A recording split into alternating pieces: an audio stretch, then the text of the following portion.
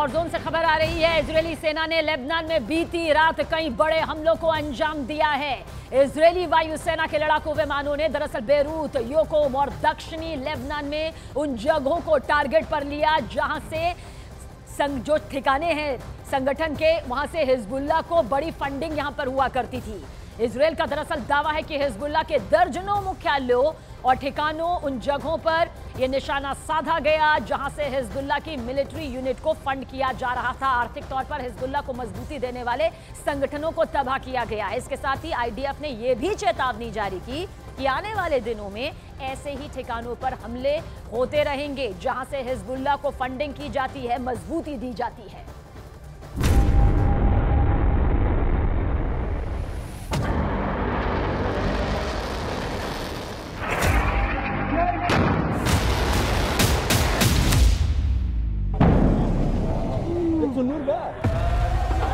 गादेर,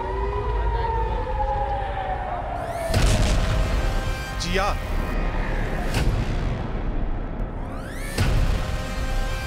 दाहिए, Beirut international airport. जो कहा था उसकी शुरुआत इजराइल ने कर दी है। रविवार रात को इजराइल ने बेरूत पर एक के बाद एक मल्टीपल अटैक किए। धमाके की गूंज से पूरा इलाका दहल उठा।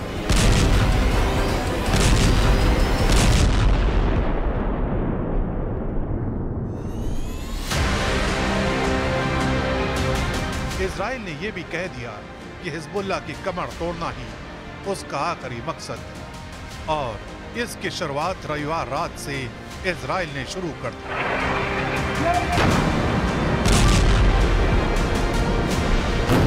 इजराइल अब तक हिजबुल्लाह के ठिकानों को, उनके लड़ाकों को निशाना बना रहा था, लेकिन अब इजराइल ने अपने हमले का दायरा बढ़ा दिया है।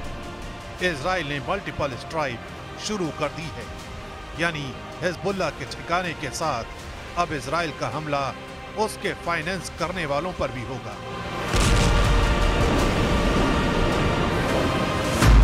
इजराइल ने अल कर्द अल हसन नाम की गैर लाइसेंसी बैंक पर हमला बोला।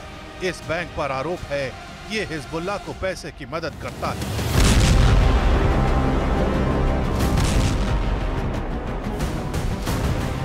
इजराइल ने हिजबुल्लाह के गढ़ में रहने वाले लेबनानी नागरिकों को इलाका खाली करने को कह दिया है और इसका बाकायदा इजराइल की तरफ से ऐलान किया गया।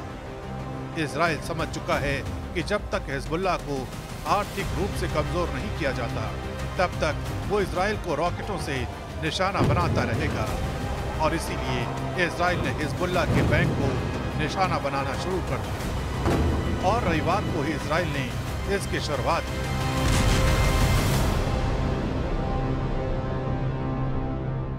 मैं इस वक्त बेरूत में हाइट पे हूँ। मैं इस वक्त आपको 3 स्पॉट्स दिखाऊंगा जो 3 के 3 जल रहे हैं और तीनों कर्जल हसन के सेंटर्स हैं जिनको रात के दौरान इजरायली एयर स्ट्राइक में तबाह कर दिया गया।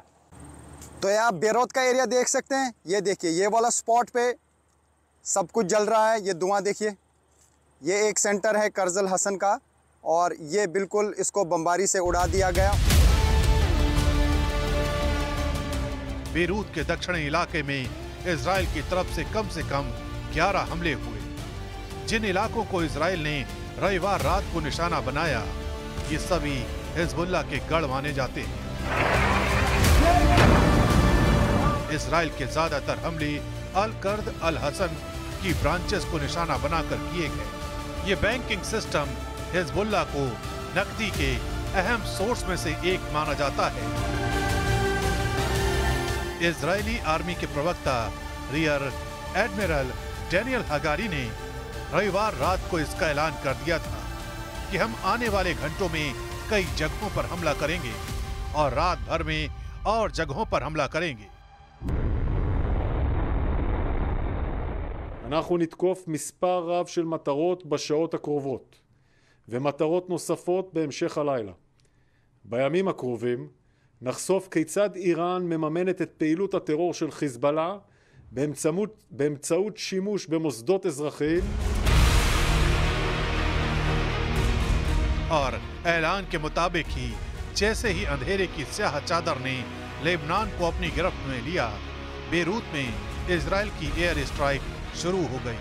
धमाकों की जोरदार आवाज सुनते ही बेरूत के सैकड़ों लोग सड़क पर निकल आए। न्यूज एजेंसी रॉयटर्स के मुताबिक बेरूत के दक्षिणी इलाके जियाह की एक बिल्डिंग मलबे में तब्दील हो गई। हालांकि विस्फोट के पहले ही इलाके के कुछ लोग भाग गए, जिसकी वजह से किसी के घायल होने या मारे जाने की खबर नहीं आई। लेबनान के अल कर्द अल हसन बैंक को अमेरिकी ट्रेजरी डिपार्टमेंट पहले ही प्रतिबंधित कर चुका है। अल कर्द अल हसन बैंक की लेबनान में 30 से ज्यादा ब्रांचेस हैं, जिनमें से 15 ब्रांच बेरूत और आसपास के हिस्से में घनी आबादी वाले इलाकों में हैं। हमले के बाद न तो अल कर्द अल हसन बैंक, न तो हिजबुल्ला या न ही लेबनानी सरकार की ओर से कोई बयान आया है।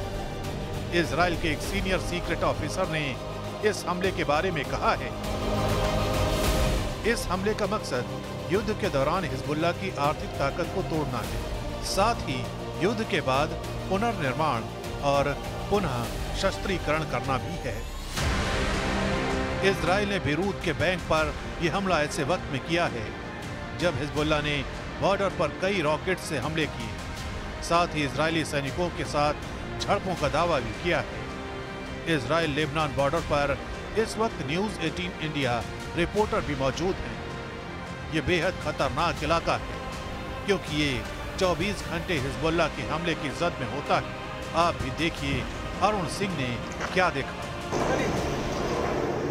आईडीएफ इजरायली डिफेंस फोर्सेस के जो एयरफोर्स के जो उनके तैयारे हैं, यानी जो उनके एयरफोर्स के लड़ाकू विमान हैं, वो भी ऊपर से वहां पर बम बरसाते हैं और नीचे से ग्राउंड ऑपरेशन भी चल रहा है। तो इस वक्त एक्सक्लूसिव तस्वीरें आप देख रहे हैं न्यूज 18 इंडिया पर, यहां से इजराइल के आखिरी कुछ घरों से लेबनान की, और लेबनान एक बार आपको साफ दिखाई दे रहा है। यहां से आप देखिए लेबनान आपको दिखाई दे रहा है, लेबनान के कई गांव दिखाई दे रहे हैं मुझे और कई घर दिखाई दे रहे हैं, और बीच में एक तरफ से लेके दूसरी तरफ तक जो कंक्रीट की दीवार है वही सीमा है, और उसके इधर इजराइल के गांव हैं।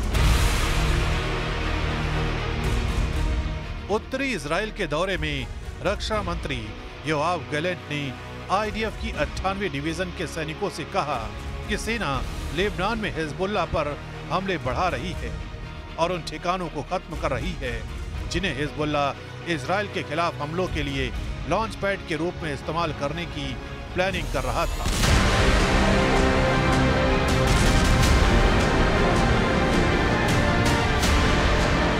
विदेशी मीडिया की रिपोर्ट्स में दावा किया गया है कि हाल के सप्ताहों में लेबनान में 1700 से ज्यादा लोग मारे गए हैं। इनमें से लगभग 1/4 महिलाएं हैं और बच्चे हैं। 7 अक्टूबर 2023 को दक्षिणी इजराइल पर हमास के हमले के एक दिन बाद हिजबुल्ला ने इजराइल पर रॉकेट दागना शुरू कर दिया था। लगभग एक साल तक छोटी मोटी झड़प के बाद इजराइल ने 1 अक्टूबर को दक्षिणी लेबनान में अपना ग्राउंड ऑपरेशन, और तब से हजारों सैनिकों को बीहड़ के इस इलाके में भेज चुका है।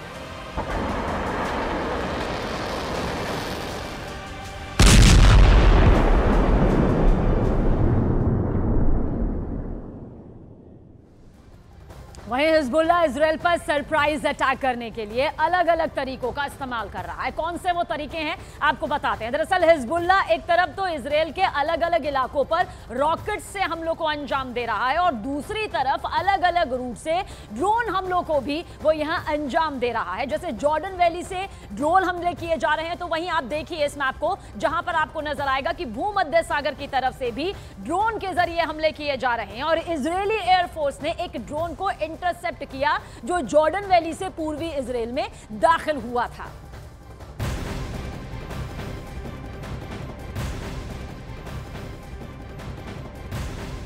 और बहुत बड़ी खबर आप तक पहुंचा दें, उत्तरी इजराइल में हिजबुल्ला ने रॉकेट से हमले किए हैं। एक बार नहीं, 2 बार नहीं, बल्कि एक साथ 25 रॉकेट से ये फायर किए गए हैं और 25 रॉकेट फायर हुए हैं। पश्चिमी, मध्य और ऊपरी गलीली में अलग अलग जगहों को निशाना बनाने की एक बहुत बड़ी कोशिश यहां पर की गई। आईडीएफ के मुताबिक ज्यादातर रॉकेट को मार गिराया गया। उनके अटैक को कामयाब होने से पहले ही उन्हें नस्ते-नाबूद कर दिया गया, जबकि कुछ खुले मैदान में भी जा गिरे। आईडीएफ के मुताबिक इस हमले में किसी को किसी तरह का कोई नुकसान नहीं पहुंचा है और इससे पहले रविवार को हिजबुल्लाह ने 200 से ज्यादा रॉकेट से हमला किया था। हिजबुल्लाह की कमर भले ही टूट चुकी है इजरायली सेना के अटैक में, लेकिन वो अब भी चाहता है कि आखिर वक्त तक भी वो इसी तरह से इजराइल को जवाब देता रहे। इसलिए रॉकेट के जरिए एक के बाद एक हमले हिजबुल्लाह की तरफ से भी इजराइल पर जारी है। और देखिए, ईरान और इजराइल में जिस तरह से ठनी हुई है, इस बीच पश्चिमी एशिया में कुछ भी हो सकता है। इसलिए पश्चिमी एशिया में तनाव का माहौल है और इसलिए अमेरिकी नेवी ने पश्चिम एशिया में अपनी मौजूदगी को किस तरह से मजबूत किया है वो यहां पर दिखाना बेहद जरूरी है। यूएस नेवी ने कैसे जबरदस्त तैनाती यहां पर की है, देखिए इस वक्त आपके सामने है। ये यूएस नेवी की वो तैनाती है ताकि जिस भी स्थिति में हो वो पूरी तरह से अपनी भूमिका यहां पर निभा पाए। देखिए सऊदी अरब, यहां पर देखिए USS Frank E Peterson, USS Mitchell Murphy, USS Stockdale, USS Spruance, वहीं पर कौन से ये शहर से ताल्लुक रखते हैं, यानी कि लाल सागर, ये पूरा एरिया इस वक्त आपके सामने है। ये अदेन की खाड़ी है। यहां पर देखिए किस तरह से ये पूरा जो फोर्स है आपको यूएस नेवी का नजर आएगा। ये वो वॉर जोन है जिसमें यूएस नेवी जानती है कि उसकी मौजूदगी, उसके ताकत को यहां पर दिखाएगी और इसी ताकत के जरिए ये पूरी तस्वीर यहां पर सामने आ जाती है। जैसे भूमध्य सागर का अगर आप जिक्र करेंगे तो वास्प एम्फीबियस रेडी ग्रुप आपको नजर आएगा, तो वहीं यूएसएस बल केली भी आपको यहां पर नजर आएगा। ये